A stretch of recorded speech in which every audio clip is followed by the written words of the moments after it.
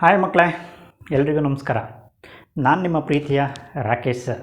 ಎಲ್ರಿಗೂ ಅಕ್ಷರ್ ಕ್ರಿಯೇಷನ್ಗೆ ಸ್ವಾಗತ, ಸುಸ್ವಾಗತ. ಮಕ್ಕಳೇ, ಇದಾಗಲೇ ದ್ವಿತೀಯ PUC ಇತಿಹಾಸ ವಿಷಯಕ್ಕೆ ಸಂಬಂಧಿಸಿದ ಹಾಗೆ ಮೊದಲನೇ ಲೆಸನ್ ಕಂಪ್ಲೀಟ್ ಮಾಡಿದ್ದೇನೆ. ಮೊದಲನೇ ಲೆಸನ್ ಅಂತಹ ಇಂಟ್ರೊಡಕ್ಷನ್ ಲೆಸನನ್ನು ಕಂಪ್ಲೀಟ್ ಮಾಡಿದ್ದೇನೆ. ಅದೇ ಎಲ್ಲರೂ ಕೂಡ ಆ ವಿಡಿಯೋವನ್ನು ವಾಚ್ ಮಾಡಿದ್ದೀರಿ ಅಂದ್ಕೊತೀನಿ. ಹಾಗೆಯೇ ಆ ಅಭ್ಯಾಸವನ್ನು ಪೂರ್ಣಗೊಳಿಸಿದಿರಿ ಅಂದ್ಕೊಳ್ತೇನೆ. ಈಗ ಆ ದ್ವಿತೀಯ PUCಯಲ್ಲಿ ಬರುವಂತಹ ಇನ್ನೊಂದು ಲೆಸನ್, ಅದೇ stone age and metal age ಅನ್ನುವಂತಹ ಲೆಸನನ್ನು ಇವತ್ತು ನೋಡೋಣ. ಅದೇ ಯಾವುದು? ಶಿಲಾಯುಗ ಮತ್ತು ಲೋಹಯುಗ ಅನ್ನುವಂಥದ್ದು ಇನ್ನೊಂದು ಲೆಸನ್. ಮಕ್ಕಳೇ, ಫಸ್ಟಿಗೆ ನಿಮಗೆ ಕ್ಲಾರಿಫಿಕೇಷನ್ ಕೊಟ್ಬಿಡ್ತೇನೆ. ಈ ಲೆಸನ್ನಿಂದ ಕೇವಲ 1 ಮತ್ತು 2 ಅಂಕದ ಪ್ರಶ್ನೆಗಳು ಮಾತ್ರ ರೈಸ್ ಆಗ್ತವೆ. 5 ಮತ್ತು 10 ಅಂಕದ ಪ್ರಶ್ನೆಗಳು ಈ ಲೆಸನ್ನಿಂದ ರೈಸ್ ಆಗೋದಿಲ್ಲ. ಸೊ ಹಾಗಾಗಿ ಎಲ್ಲರೂ ಕೂಡ 1 ಮತ್ತು 2 ಅಂಕಕ್ಕೆ ಕಾನ್ಸಂಟ್ರೇಟ್ ಮಾಡಿ. ಕಂಪಲ್ಸರಿ ಈ ಲೆಸನ್ನಿಂದ 1 ಮತ್ತು 2 ಅಂಕದ ಪ್ರಶ್ನೆಗಳು ರೈಸ್ ಆಗ್ತದೆ. ಓಕೆನಾ? ಸೊ ಹಾಗಾಗಿ ನಾನು ಕೂಡ ಇಲ್ಲಿ ಕೇವಲ 1 ಮತ್ತು 2 ಅಂಕವನ್ನು ದೃಷ್ಟಿಯಲ್ಲಿ ಇಟ್ಕೊಂಡೇ ನಿಮಗೆ ಈ ಲೆಸನನ್ನು ಕೊಡುವಂತಹ ಪ್ರಯತ್ನವನ್ನು ಮಾಡ್ತೆ. ಹಾಗಾದರೆ ಈ ಲೆಸನನ್ನು ನೋಡಿಬಿಡೋಣ ಅಲ್ವಾ? ಎಸ್. ಸೊ ನಮಗೆ ಗೊತ್ತಿದ್ದ ಹಾಗೆಯೇ India is one of the earliest home of man. ಮಾನವ ಜೀವಿಸುತ್ತಿದ್ದಂತಹ ಒಂದು ಪ್ರಾಚೀನ ಸ್ಥಳ ಭಾರತವೂ ಕೂಡ ಹೌದು. ಪ್ರಾಚೀನ ಮಾನವ ಜೀವಿಸಿದಂತಹ ಒಂದು ಸ್ಥಳ ಭಾರತ ಅಂಥೇಳಿನೂ ಕೂಡ ಗುರುತಿಸ್ತೇವೆ. It is one of the earliest homes of man. But historians have no unanimity of opinion about origin of the first man in India. ಭಾರತದಲ್ಲಿ ಪ್ರಾಚೀನ ಮಾನವ ವಾಸ ಆಗಿದ್ದಂತಹ, ಮೊದಲ ಮಾನವ ವಾಸವಾಗಿದ್ದಂತಹ ಸ್ಥಳ ಯಾವುದು ಅನ್ನುವುದರ ಬಗ್ಗೆ ಇತಿಹಾಸಕಾರರಲ್ಲಿ ಏಕ ಅಭಿಪ್ರಾಯ ಇಲ್ಲ. ಅಲ್ಲಿ ಭಿನ್ನಾಭಿಪ್ರಾಯವನ್ನು ನಾವು ನೋಡ್ತೇವೆ. ಓಕೆನಾ? ಸೊ ಮೊದಲ ಮಾನವ ಎಲ್ಲಿ ವಾಸ ಆಗಿದ್ದ ಭಾರತದಲ್ಲಿ ಅನ್ನೋದ್ರ ಬಗ್ಗೆ ಏಕ ಅಭಿಪ್ರಾಯ ಅನ್ನುವಂಥದ್ದು ಇಲ್ಲ. There is no unanimity of opinion about the origin of the first man in India. So ಹಾಗಾದರೆ ಏನು ಅಭಿಪ್ರಾಯವನ್ನು ಹೊಂದಿದ್ದಾರೆ ಅಂದರೆ, some historians are saying that Shivalik hill station of Himalaya is the origin of the first man in India. ಕೆಲ ಇತಿಹಾಸಕಾರರು ಹೇಳೋ ಪ್ರಕಾರ ಹಿಮಾಲಯದ ಶಿವಾಲಿಕ್ ಪರ್ವತ ಪ್ರದೇಶಗಳೇನಿದೆಯೋ, ಈ ಶಿವಾಲಿಕ್ ಪರ್ವತ ಪ್ರದೇಶಗಳೇ ಭಾರತದಲ್ಲಿ ಪ್ರಥಮ ಮಾನವ ವಾಸವಾದಂತಹ ಸ್ಥಳ ಅಂಥೇಳಿ ಕೆಲ ಇತಿಹಾಸಕಾರರು ಹೇಳ್ತಾರೆ. ಇನ್ನೂ ಕೆಲ ಇತಿಹಾಸಕಾರರು ಏನು ಹೇಳ್ತಾರಪ್ಪ ಅಂದರೆ, they are saying that South India is the origin of first man.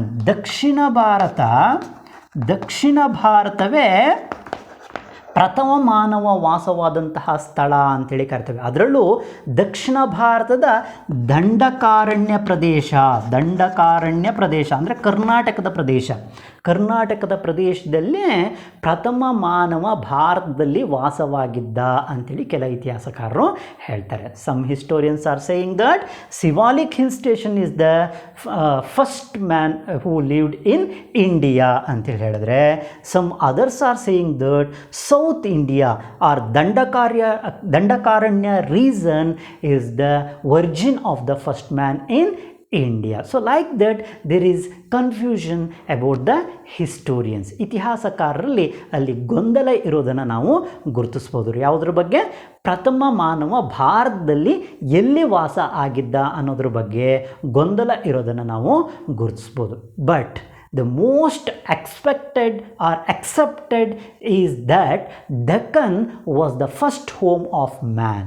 ಬಹಳಷ್ಟು ಜನರು ಒಪ್ಕೊಂಡಿರೋದೇನಪ್ಪ ಅಂದರೆ, ದಕ್ಷಿಣ ಭಾರತವೇ ಪ್ರಥಮ ಮಾನವ ವಾಸವಾದಂತಹ ಸ್ಥಳ ಅಂಥೇಳಿ ಒಪ್ಕೊಳ್ಳಾಗಿದೆ. Most of them accepted this one, which is that South India, ದಕ್ಷಿಣ Bharat or Deccan region is the origin of the first man in India. ದಕ್ಷಿಣ ಭಾರತವೇ ಪ್ರಥಮ ಮಾನವ ಭಾರತದಲ್ಲಿ ವಾಸವಾದಂತಹ ಸ್ಥಳ ಅಂಥೇಳಿ ಬಹುತೇಕ ಇತಿಹಾಸಕಾರರು ಒಪ್ಕೊಂಡಿರೋದನ್ನು ನಾವಿಲ್ಲಿ ಗಮನಿಸ್ಬೋದು. ಸೊ ಅದೇನೇ ಇರಲಿ, it is believed that man walked on this earth as early as 1,50,000 years ago. ಒಂದು ನಂಬಿಕೆಯ ಪ್ರಕಾರ ಈ ಭೂಮಿಯ ಮೇಲೆ ಮಾನವ ಸುಮಾರು 1,50,000 ವರ್ಷಗಳ ಹಿಂದೆ 50,000 ವರ್ಷಗಳ ಹಿಂದೆ ಈ ಭೂಮಿಯ ಮೇಲೆ ನಡೆದಾಡಿದ ಅನ್ನುವಂತಹ ನಂಬಿಕೆ ಇದೆ. ಓಕೆನಾ? ಸುಮಾರು ಎಷ್ಟು ವರ್ಷಗಳ ಹಿಂದೆ? ಬಿಫೋರ್ 1,50,000 years ago, ಸುಮಾರು 1,50,000 ವರ್ಷಗಳ ಹಿಂದೆ ಮಾನವ ಈ ಭೂಮಿಯ ಮೇಲೆ ನಡೆದಾಡಿದ ಅಂಥೇಳಿ ನಂಬಲಾಗಿದೆ. ಕಾಲ ನಂತರದಲ್ಲಿ ಸಾಕಷ್ಟು ಬದಲಾವಣೆಗಳಾಗ್ತವೆ, ಬೆಳವಣಿಗೆಗಳಾಗ್ತವೆ ಅಲ್ವಾ? So on the basis of stone and the metals used, ಈ ಕಲ್ಲು ಮತ್ತು ಲೋಹದ ಬಳಕೆಯ ಆಧಾರದ ಮೇಲೆ the prehistoric period is classified into 6 ages.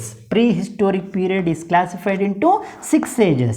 ಸುಮಾರು ಈ ಶಿಲಾಯುಗ ಮತ್ತು ಲೋಹಯುಗವನ್ನು ಪ್ರೀಹಿಸ್ಟೋರಿಕ್ ಪೀರಿಯಡ್ ಅಂತೇಳಿ ಕೂಡ ಕರೀತಾರೆ. ಇತಿಹಾಸ ಪೂರ್ವಕಾಲ ಅಂಥೇಳಿ ಕರಿತೇವೆ. ಲಾಸ್ಟ್ ಲೆಸನ್ನಲ್ಲಿ ನಾವು ಅಧ್ಯಯನ ಮಾಡಿದ್ವಿ. ಏನೇಳಿ ಈ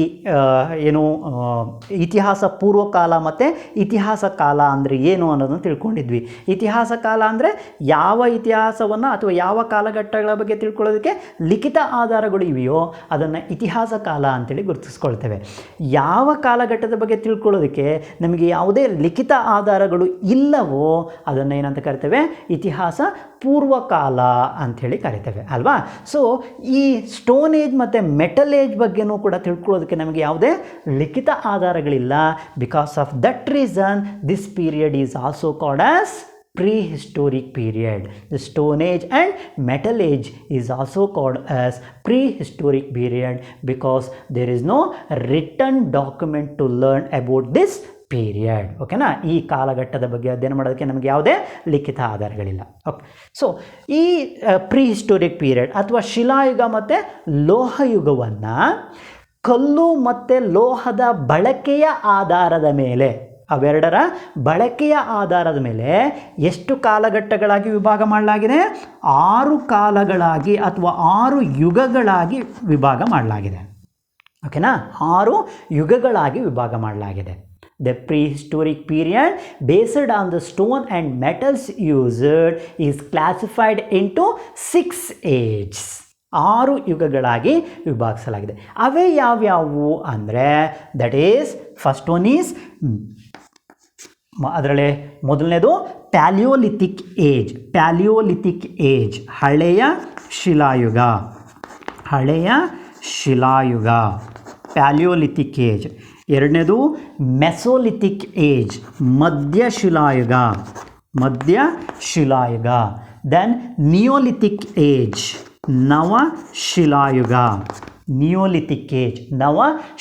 and then fourth one copper age ಅಂದರೆ ತಾಮ್ರಯುಗ. ದೆನ್ ಬ್ರಾಂಜ್ ಏಜ್ ಕಂಚಿನ ಯುಗ.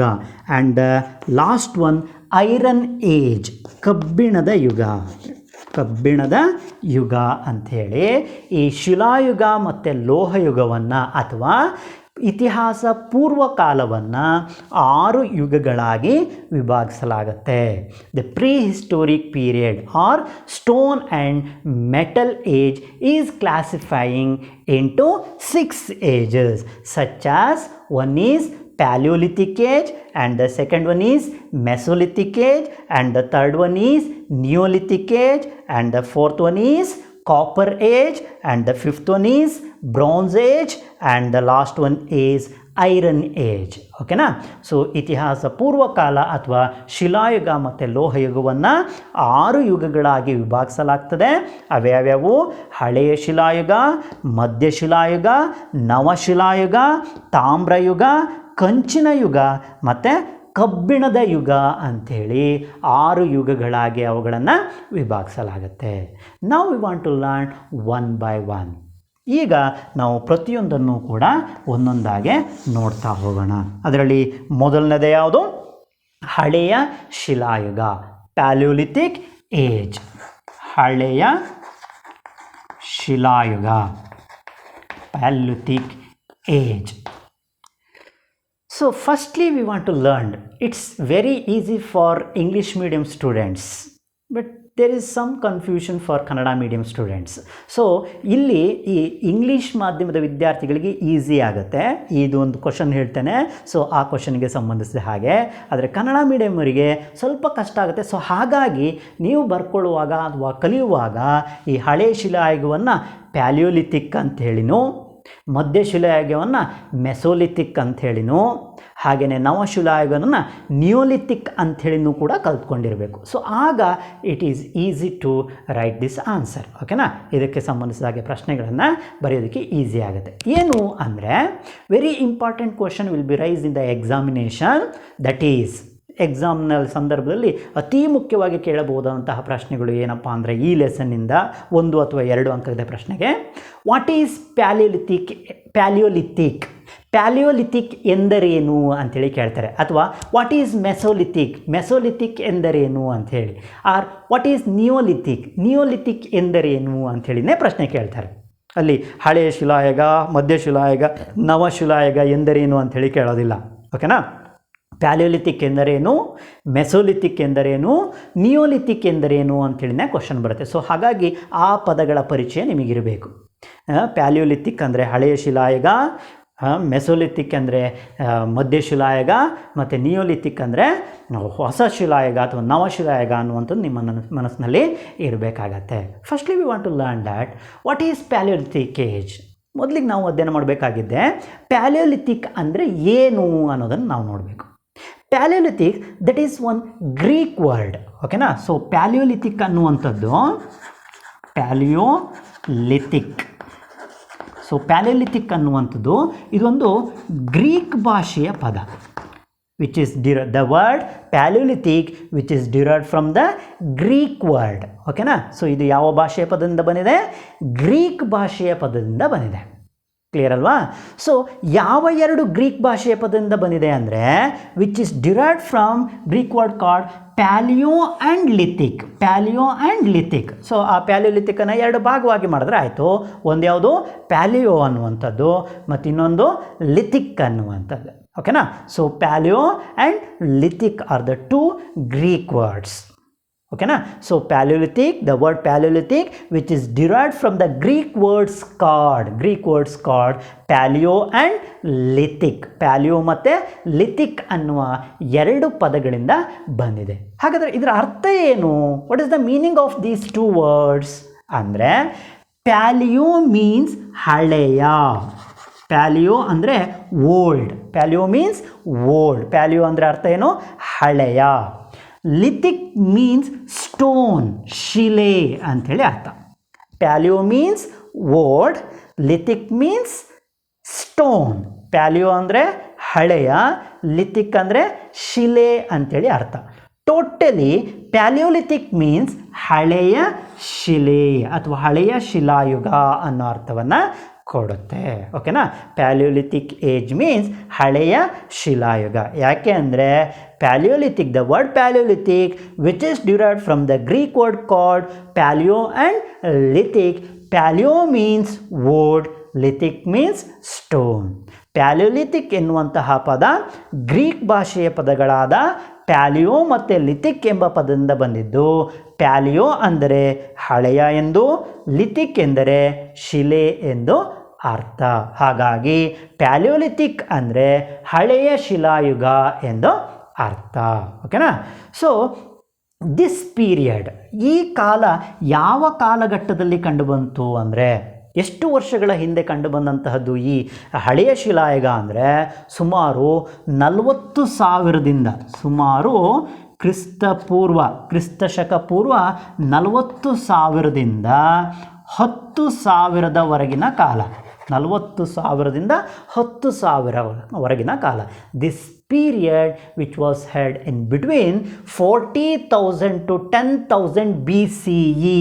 40,000 to 10,000 BCE. ಕ್ರಿಸ್ತ ಶಕ ಪೂರ್ವ 40,000ದಿಂದ 10,000ದವರೆಗಿನ ಕಾಲಘಟ್ಟವನ್ನು ಏನಂತೇಳಿ ಕರೆಯಲಾಗ್ತದೆ, ಹಳೆಯ ಶಿಲಾಯುಗದ ಕಾಲ ಅಥವಾ ಪ್ಯಾಲಿಯೋಲಿಥಿಕ್ ಯುಗ ಅಂಥೇಳಿ ಅದನ್ನು ಕರೆಯಲಾಗ್ತದೆ. So what are the important characteristics of this period? ಈ ಕಾಲದ ಪ್ರಮುಖ ಲಕ್ಷಣಗಳು ಏನಪ್ಪ ಅಂದರೆ, they used very hard stone cord. It's very important for the examination purpose in the 1 marks question. So ಇಲ್ಲಿ 1 ಅಂಕದ ಪ್ರಶ್ನೆಗೆ ಹೆಚ್ಚು ಬಾರಿ ರೈಸ್ ಆಗಿರುವಂತಹದ್ದು, ಇದನ್ನು ನಾವು ಗುರುತಿಸ್ಬೋದು. ಸೊ ಹಾಗಾಗಿ ತುಂಬಾ important, carefully have to listen it. they used very hard stone called quartzite. ಇವರು ಅತ್ಯಂತ ಗಡಸು ಅಥವಾ ಕಠಿಣ ಕಲ್ಲಾದ ಕ್ವಾರ್ಟಾಸೈಟ್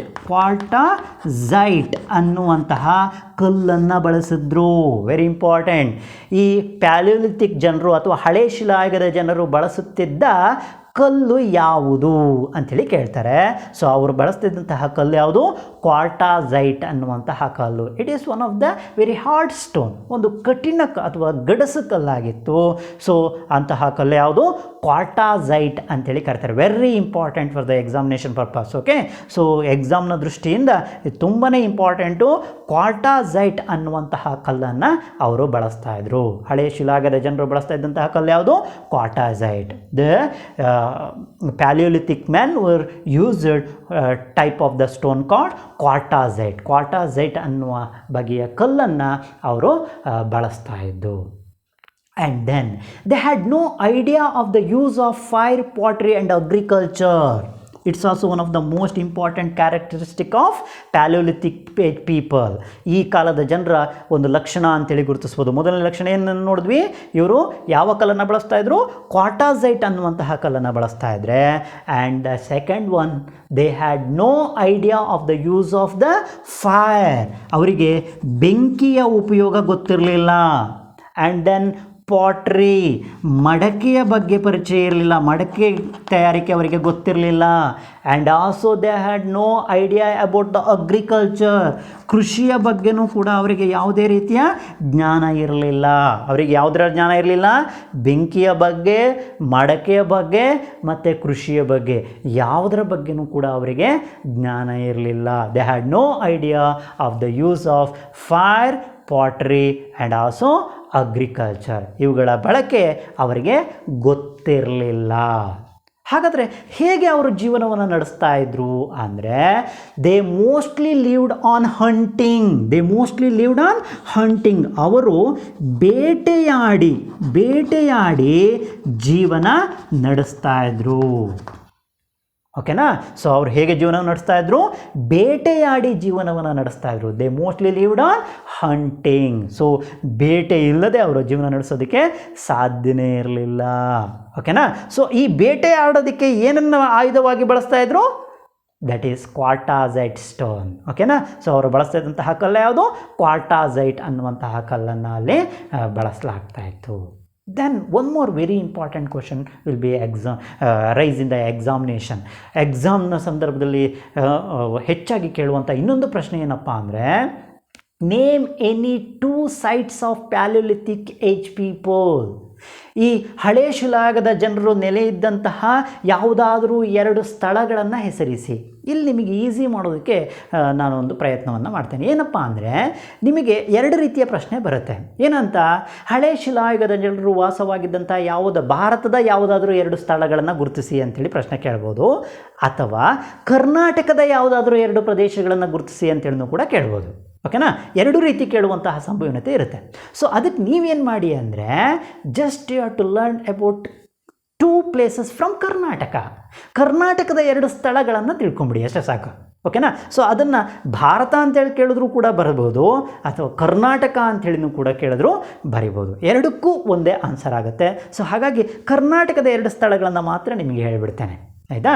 ಸೊ ಭಾರತದ ಸಾಕಷ್ಟು ಪ್ರದೇಶಗಳಲ್ಲಿ ಇವರು ವಾಸ ಆಗಿರ್ತಾರೆ. ಬಟ್ ಕರ್ನಾಟಕದ 2 ಪ್ರದೇಶಗಳನ್ನು ನಾನು ಹೇಳಿಬಿಟ್ರೆ ಎರಡೂ ಕ್ವಶನಿಗೆ ನೀವು ಆನ್ಸರ್ ಮಾಡ್ಬೋದು. ಸೊ ಹಾಗಾಗಿ ನಾವು we want to learn what are the 2 important sites of the Palaeolithic man.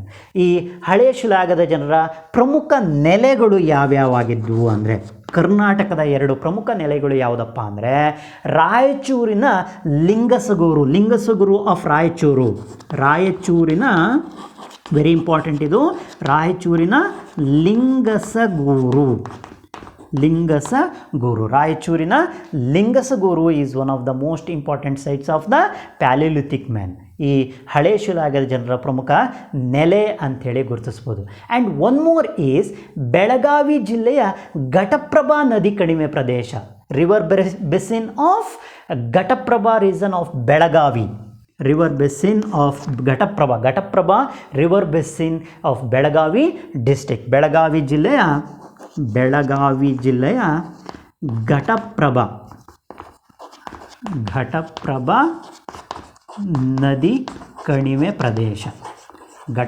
ನದಿ ಕಣಿವೆ ಪ್ರದೇಶ. These are the 2 important sites ಇನ್ ಕರ್ನಾಟಕ. ಇವೆರಡು ಕರ್ನಾಟಕದ 2 ಪ್ರಮುಖವಾದಂತಹ ನೆಲೆಗಳು. ಯಾವ ಕಾಲಕ್ಕೆ ಸಂಬಂಧಿಸಿದ್ದು? It is belong to palaeolithic age. ಈ ಹಳೆಯ ಶಿಲಾಯುಗಕ್ಕೆ ಸಂಬಂಧಿಸಿದಂತಹ 2 ಪ್ರಮುಖ ನೆಲೆಗಳು ಅಂಥೇಳಿ ಗುರುತಿಸ್ಬೋದು. ಅವ್ಯಾವ್ಯಾವು? ಒಂದು ರಾಯಚೂರಿನ ಲಿಂಗಸಗೂರು ಆ್ಯಂಡ್ ದೆನ್ ಬೆಳಗಾವಿ ಜಿಲ್ಲೆಯ ಘಟಪ್ರಭಾ ನದಿ ಕಣಿವೆ ಪ್ರದೇಶ. ಸೊ ಇವೆರಡು ಪ್ರಮುಖವಾದಂತಹ ನೆಲೆಗಳು. ಇದಿಷ್ಟು ಪ್ಯಾಲಿಯೋಲಿಥಿಕ್ಗೆ ಸಂಬಂಧಿಸಿದೆ. Next second one, mesolithic age. ಮಧ್ಯ ಶಿಲಾಯುಗ.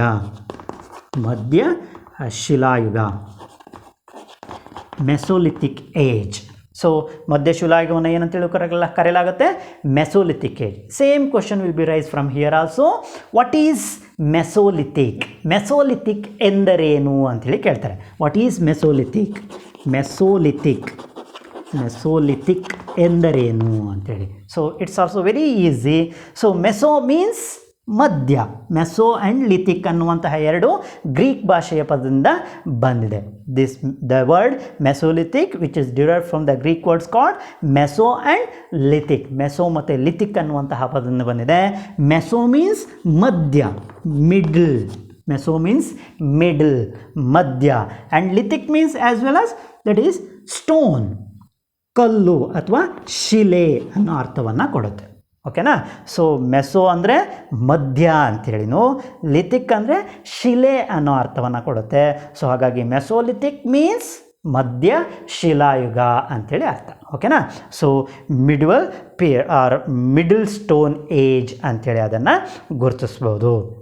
ಸೊ ಈ ಮಧ್ಯಶಿಲಾಯುಗ ಅನ್ನುವಂಥದ್ದು ಯಾವ ಕಾಲಘಟ್ಟದಲ್ಲಿ ಕಂಡುಬಂತು ಅಂದರೆ, ಸುಮಾರು 10,000ದಿಂದ ಕ್ರಿಸ್ತಶಕ ಪೂರ್ವ 10,000ದಿಂದ 8,000ದವರೆಗಿನ ಕಾಲವನ್ನು, 10,000ದಿಂದ 8,000 ವರ್ಷಗಳ ಕಾಲವನ್ನು ಈ ಮಧ್ಯಶಿಲಾಯುಗದ ಕಾಲ ಅಂಥೇಳಿ ಗುರುತಿಸ್ಬೋದು. ಓಕೆನಾ. So this period, the Mesolithic period which is developed in between 10,000 to 8,000 BCE.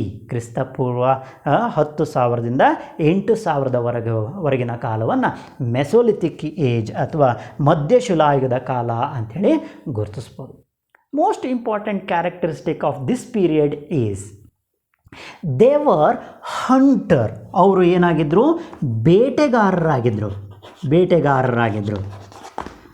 And then they were gatherer, ಸಂಗ್ರಾಹಕರಾಗಿದ್ದರು. ಸಂಗ್ರಾಹಕರು. ಅವರು ಸಂಗ್ರಾಹಕರು ಕೂಡ ಆಗಿದ್ದರು. And also they were fisherman. ಅವರು ಮೀನುಗಾರರು ಕೂಡ ಆಗಿದ್ದರು. So it is most important character of the mesolithic people. ಈ ಮಧ್ಯಶಿಲಾಯುಗದ ಜನರ ಅತಿ ಪ್ರಮುಖ ಲಕ್ಷಣ ಅಂತೇಳಿ ಗುರುತಿಸ್ಬೋದು. ಏನಾಗಿದ್ದರು ಅವರು? ದೇ ವರ್ ದ ಹಂಟರ್, ಬೇಟೆಗಾರರಾಗಿದ್ದರು. ಆ್ಯಂಡ್ ದೇ ವರ್ ಗ್ಯಾದರರ್ಸ್, ಸಂಗ್ರಾಹಕರಾಗಿದ್ದರು. And also fisherman. ಸೊ ಅವರೇನಾಗಿದ್ದರು? ಮೀನುಗಾರರು ಕೂಡ ಆಗಿದ್ದರು. ಸೊ ಅಲ್ಲಿ ಕೇವಲ ಏನಾಗಿದ್ದರು ಅವರು? ಹಂಟರ್. ಅವರು ಬೇಟೆಯನ್ನು ಮಾಡಿಕೊಂಡು ಮಾತ್ರ ಜೀವನ ನಡೆಸ್ತಾಯಿದ್ರು ಮೊದಲು. ಎಲ್ಲಿ? ಈ ಪ್ಯಾಲಿಯೋಲಿಥಿಕ್ನ ಕಾಲದಲ್ಲಿ, ಹಳೆಯ ಶಿಲಾಯುಗದಲ್ಲಿ. ಆದರೆ ಮಧ್ಯ ಶಿಲಾಯುಗದಲ್ಲಿ ಅವರು ಏನು ಕೂಡ ಆಗಿರ್ತಾರೆ, ಅವರೊಬ್ಬರು ಬೇಟೆಗಾರರು ಹೌದು, ಸಂಗ್ರಹಕರು ಹೌದು, ಮೀನುಗಾರರು ಕೂಡ ಹೌದು. So this is one of the most important future of the mesolithic people. ಈ ಮಧ್ಯ ಶಿಲಾಯುಗ ಜನರ ಅತಿ ಮುಖ್ಯವಾದಂತಹ ಲಕ್ಷಣ ಅಂಥೇಳಿ ನಾವು ನೋಡ್ಬೋದು.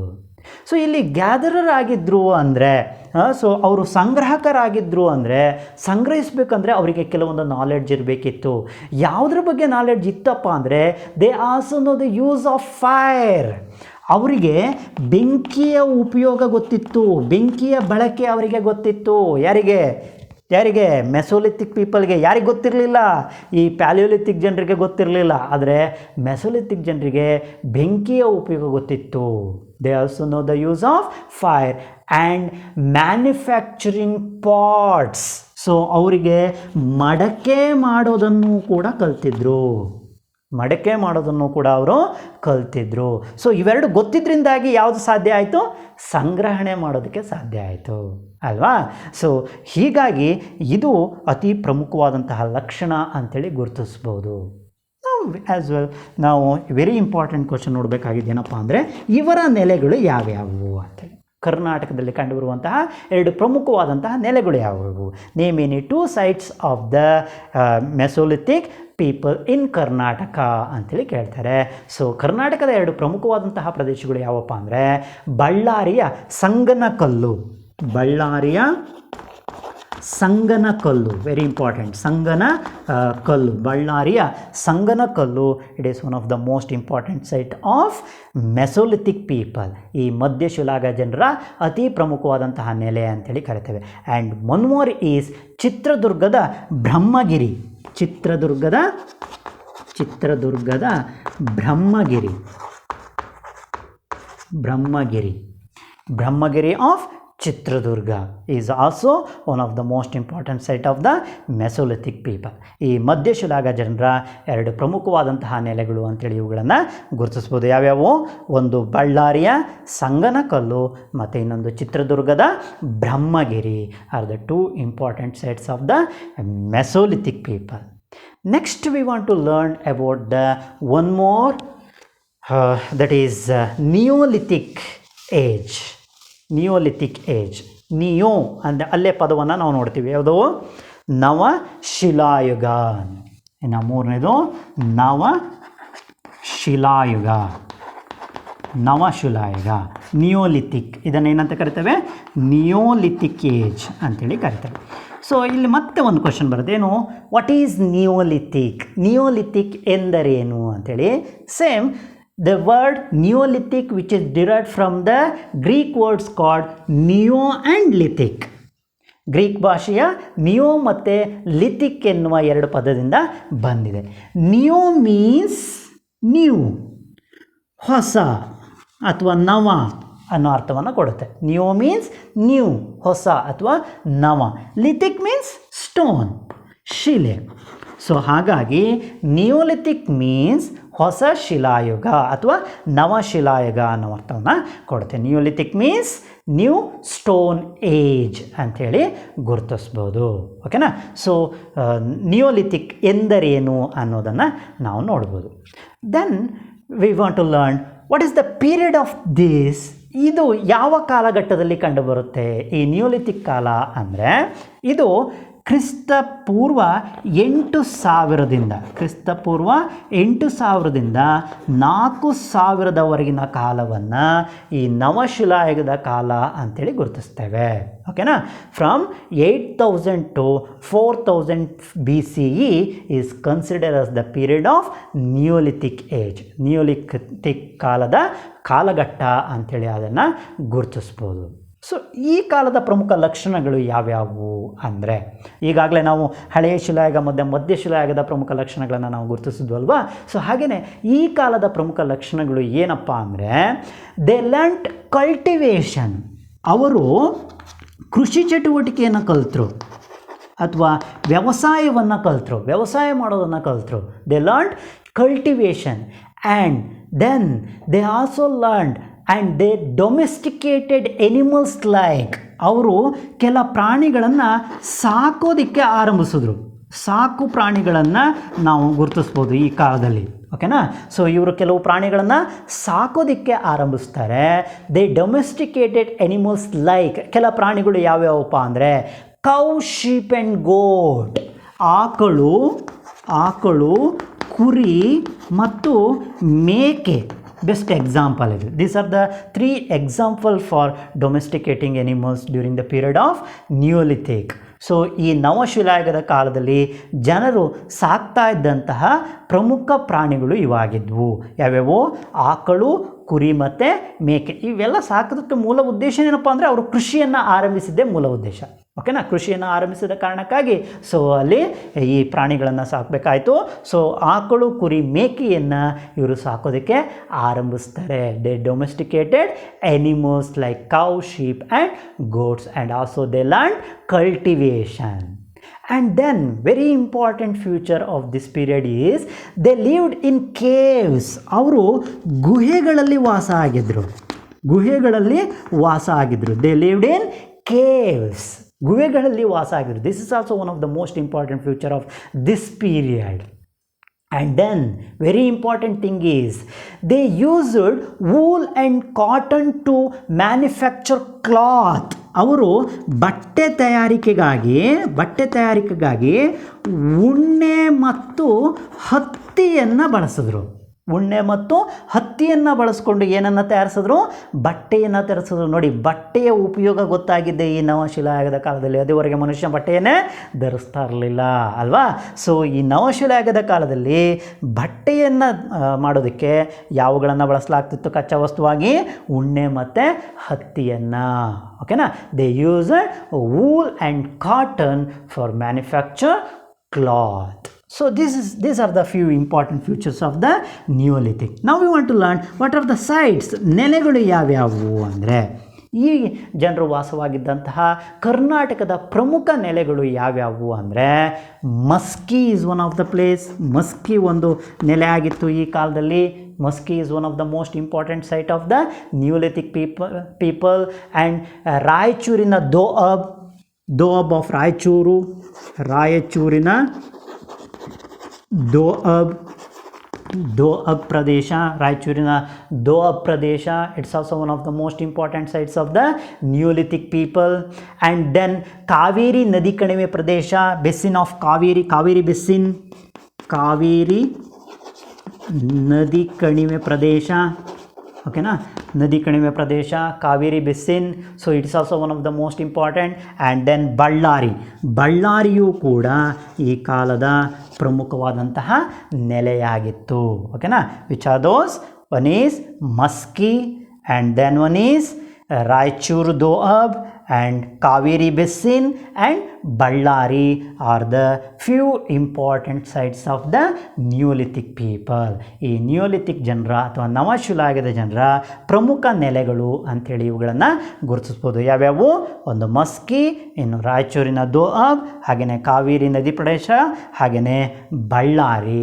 ಇವುಗಳನ್ನು ಈ ನವಶಿಲಾಯುಗದ ಪ್ರಮುಖ ನೆಲೆಗಳು, ಕರ್ನಾಟಕದ ಪ್ರಮುಖ ಅಥವಾ ಭಾರತದ ಪ್ರಮುಖ ನೆಲೆಗಳು ಅಂಥೇಳಿ ಅವುಗಳನ್ನು ಗುರುತಿಸ್ಬೋದು.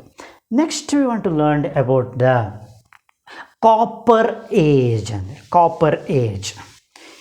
ಅಂದರೆ ತಾಮ್ರ ಯುಗ, ಕಾಪರ್ ಏಜ್, ತಾಮ್ರ ಯುಗ. ಸೊ ಇಲ್ಲಿ ನಾವು prehistoric period, totally prehistoric period is classifying into 2 group. That's stone age and metal age ಅಲ್ವಾ. ಸೊ ಇಲ್ಲಿ ಈ paleolithic, mesolithic and neolithic age ನೋಡಿದ್ವಲ್ಲ, ಅವೆಲ್ಲವೂ ಕೂಡ ಯಾವುದಕ್ಕೆ ಸಂಬಂಧಿಸಿದ್ದು? ಶಿಲಾಯುಗಕ್ಕೆ ಸಂಬಂಧಿಸಿದ್ದು, ಓಕೆನಾ. ಶಿಲಾಯುಗ ಅಂದರೆ ಶಿಲೆಯನ್ನು ಹೇಗೆ ಬಳಸಿದ್ರು ಅನ್ನೋದರ ಆಧಾರದ ಮೇಲೆ.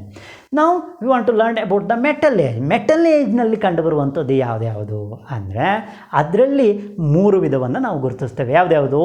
One is that is copper age, and the second one is bronze age, and the third one is iron age. But in India there is no age as bronze age in Indian history. ಭಾರತದ ಇತಿಹಾಸದಲ್ಲಿ ಈ ಕಂಚಿನ ಯುಗ ಅನ್ನುವಂತಹ ಯುಗವನ್ನು ನಾವು ಗುರುತಿಸೋದಿಲ್ಲ. ಕೇವಲ ಯಾವ ಎರಡನ್ನು ನಾವು ಮಾತ್ರ ಗುರುತಿಸ್ತೇವೆ? ತಾಮ್ರ ಯುಗ ಮತ್ತು ಕಬ್ಬಿಣದ ಯುಗ. ಓಕೆನಾ. ಸೊ ಅಲ್ಲಿ ಕಾಪರ್ ಏಜ್ ಮತ್ತು ಐರನ್ ಏಜನ್ನು ಮಾತ್ರ ನಾವು ಗುರುತಿಸ್ತೇವೆ, ಬ್ರೌನ್ಸ್ ಏಜ್ ಭಾರತದಲ್ಲಿ ಗುರುತಿಸೋದಿಲ್ಲ. ಓಕೆನಾ. ಸೊ ಇಲ್ಲಿ ಮೊದಲಿಗೆ ನಾವು ನೋಡಬೇಕಾದ್ದು ಯಾವುದು ಹಾಗಾದರೆ ತಾಮ್ರ ಯುಗ, ಕಾಪರ್ ಏಜ್, ತಾಮ್ರ ಯುಗ. ಸೊ ಇಲ್ಲಿ ನಾನು 1 ಮತ್ತು 2 ಅಂಕದ ಪ್ರಶ್ನೆಗಳಿಗೆ ಮಾತ್ರ ಕಾನ್ಸಂಟ್ರೇಟ್ ಮಾಡ್ತಾ ಹೋಗ್ತೀನಿ. ಓಕೆನಾ. ಸೊ ತಾಮ್ರ ಯುಗ, ಕಾಪರ್ ಏಜ್. ಸೊ ಈ ಕಾಪರ್ ಬರೋದಕ್ಕೂ ಪೂರ್ವದಲ್ಲಿ ಯಾವುದು ಲೋಹವು ಬಳಕೆ ಇರಲಿಲ್ವಾ? ಇತ್ತು.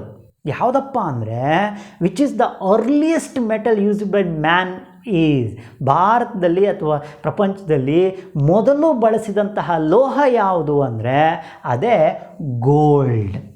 ಚಿನ್ನವೇ ಮೊದಲ ಲೋಹ, ಮೊದಲ ಲೋಹ, ಮಾನವ ಬಳಸಿದಂತಹ ಮೊದಲ ಲೋಹ ಅಂಥೇಳಿ ಅದನ್ನು ಗುರುತಿಸ್ತೇವೆ, ಚಿನ್ನವನ್ನು. Gold was the earliest metal to be used. But as it scarce, soft and shiny, it was only used for ornaments. ಇದು ಹೆಚ್ಚು ವಿರಳವಾದಂತಹ ಲೋಹ ಆಗಿದ್ದರಿಂದಾಗಿ, ಹಾಗೆಯೇ ಮೃದುವಾದ ಲೋಹ ಆಗಿದ್ದರಿಂದಾಗಿ, ಜೊತೆಗೆ ಹೊಳೆಯುವ ಲೋಹ ಆಗಿದ್ದರಿಂದಾಗಿ ಇದನ್ನು ಏನಕ್ಕಾಗಿ ಮಾತ್ರ ಬಳಸಲಾಯಿತು? ಆಭರಣಗಳಿಗಾಗಿ ಮಾತ್ರ ಬಳಸಲಾಯಿತು. ಆಭರಣಗಳ ತಯಾರಿಕೆಗಾಗಿ ಮಾತ್ರ ಇದನ್ನು ಬಳಸಲಾಯಿತು. ಓಕೆನಾ. Gold was the earliest metal which is the earliest metal to be used as it scarce and then soft and also shiny. It was only used for ornaments. ಆ ಕಾರಣದಿಂದಾಗಿ ಇದನ್ನು ಏನಕ್ಕಾಗಿ ಬಳಸಲಾಯಿತು? ಆಭರಣಗಳಿಗಾಗಿ ಬಳಸಲಾಯಿತು. But the discovery of copper, ಯಾವಾಗ ತಾಮ್ರವನ್ನು ಕಂಡುಹಿಡಿಯಲಾಯಿತೋ, the discovery of copper brought a revolutionary changes in the human civilisation. ಮಾನವನ ನಾಗರಿಕತೆಯಲ್ಲಿ ಕ್ರಾಂತಿಕಾರಿ ಬದಲಾವಣೆಯನ್ನು ತಂತು. ಸೊ ಯಾವುದನ್ನು ಕಂಡುಹಿಡಿಯೋದ್ರ ಮೂಲಕ ಕ್ರಾಂತಿಕಾರಿ ಬದಲಾವಣೆ ಅನ್ನುವಂಥದ್ದು ಕಂಡು ಬಂತು? ತಾಮ್ರವನ್ನು ಕಂಡುಹಿಡಿಯೋದ್ರ ಮೂಲಕ. The discovery of copper brought a revolutionary changes in the human civilisation.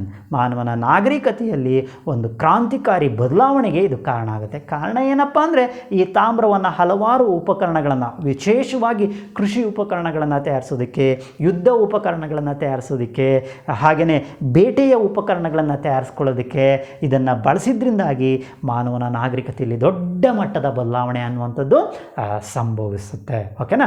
So ಹಾಗಾದರೆ ಈ ತಾಮ್ರ ಕಂಡುಹಿಡಿದ್ರ ಪರಿಣಾಮವಾಗಿ ಏನಾಗುತ್ತೆ? ನಾಗರಿಕತೆಯಲ್ಲಿ ದೊಡ್ಡ ಮಟ್ಟದ ಬದಲಾವಣೆ ಅನ್ನುವಂಥದ್ದು ಉಂಟಾಗುತ್ತೆ. Very important question will be rise from here. ಇಲ್ಲಿಂದ ನಿಮಗೆ ಪ್ರತಿ ಸಂದರ್ಭದಲ್ಲಿ ಕೇಳುವಂತಹ ಪ್ರಶ್ನೆ ಏನಪ್ಪ ಅಂದರೆ, ಉತ್ತರ ಭಾರತದಲ್ಲಿ ಬಳಸಿದಂತಹ ಮೊದಲ ಲೋಹ ಯಾವುದು ಅಂಥೇಳಿ, which was the first metal used in north India ಅಂಥೇಳಿ ಕೇಳ್ತಾರೆ. ಸೊ ಅದೇ ತಾಮ್ರವೇ ಉತ್ತರ ಭಾರತದಲ್ಲಿ ಬಳಸಿದ ಮೊದಲ ಲೋಹ ಅಂಥೇಳಿ ಇದನ್ನು ಗುರುತಿಸ್ತೇವೆ. ಉತ್ತರ ಭಾರತದಲ್ಲಿ ಬಳಸಿದಂತಹ ಮೊದಲ ಲೋಹ ಯಾವುದಪ್ಪ ಅಂದರೆ ತಾಮ್ರ ಅಂಥೇಳಿ ನೀವು ಬರಬೇಕು. ವೆರಿ ಇಂಪಾರ್ಟೆಂಟ್, ಇದು ಕ್ವಶನ್ ರೈಸ್ ಆಗುತ್ತೆ. ದೆನ್ ನೆಕ್ಸ್ಟು ಐರನ್ ಏಜ್, ಕಬ್ಬಿಣದ ಯುಗ, ಐರನ್ ಏಜ್ ಅಥವಾ ಕಬ್ಬಿಣದ ಯುಗ. ಸೊ ಇಲ್ಲಿ ವೆರಿ ಇಂಪಾರ್ಟೆಂಟ್ ಕ್ವಶನ್ ಏನಪ್ಪ ಅಂದರೆ, which is the first metal used in South India ಅಂತೇಳಿ ಕರಿತೇವೆ. ದಕ್ಷಿಣ ಭಾರತದಲ್ಲಿ ಬಳಸಿದ ಮೊದಲ ಲೋಹ ಯಾವುದು ಅಂಥೇಳಿ ಪ್ರಶ್ನೆ ಬರುತ್ತೆ. ದಕ್ಷಿಣ ಭಾರತ, ಉತ್ತರ ಭಾರತದಲ್ಲಿ ಬಳಸಿದಂತಹ ಮೊದಲ ಲೋಹ ಯಾವುದು? ತಾಮ್ರವಾದರೆ ದಕ್ಷಿಣ ಭಾರತದಲ್ಲಿ ಬಳಸಿದಂತಹ ಮೊದಲ ಲೋಹ ಯಾವುದಪ್ಪ ಅಂದರೆ ಅದು ಕಬ್ಬಿಣ. Iron was the first metal which was used in South India. ಓಕೆನಾ. ಸೊ ಡ್ಯೂರಿಂಗ್ ದಿಸ್ ಪೀರಿಯಡ್, ಈ ಕಾಲಘಟ್ಟದ ಅತಿ ಪ್ರಮುಖ ಬೆಳವಣಿಗೆ ಏನಪ್ಪ ಅಂದರೆ, ಅಗ್ರಿಕಲ್ಚರ್ ವಾಸ್ ಡೆವಲಪ್ಡ್ ರ್ಯಾಪಿಡ್ಲಿ. ಈ ಕೃಷಿ ಅನ್ನುವಂಥದ್ದು ಅತ್ಯಂತ ವೇಗವಾಗಿ ಬೆಳವಣಿಗೆಯನ್ನು ಹೊಂದುತ್ತೆ. ಸೊ ಈ ಕೃಷಿ ಬೆಳವಣಿಗೆ ಹೊಂದಿದ್ರಿಂದಾಗಿ ಈ ಬೇಟೆಗಾರಿಕೆ ಅನ್ನುವಂಥದ್ದು ಮಾಯ ಆಗಿಬಿಡುತ್ತೆ. ಬೇಟೆಗಾರಿಕೆ ಮಾಯ ಆಗಿಬಿಡುತ್ತೆ. ಕೃಷಿ ಚಟುವಟಿಕೆ ಅತ್ಯಂತ ವೇಗವಾಗಿ ಬೆಳೆಯುತ್ತೆ. ಯಾಕಂದರೆ ಈ ಕಬ್ಬಿಣವನ್ನು ಕೃಷಿ ಚಟುವಟಿಕೆಗಳ ಉಪಕರಣಗಳನ್ನು ಬೆಳೆಸ್ಕೊಳ್ಳೋದಕ್ಕೆ ಇದು ಸಾಧ್ಯ ಆಗುತ್ತೆ. ಸೊ ಪರಿಣಾಮ ಕೃಷಿ ಚಟುವಟಿಕೆ ಅತ್ಯಂತ ವೇಗವಾಗಿ ಬೆಳವಣಿಗೆ ಹೊಂದುತ್ತೆ.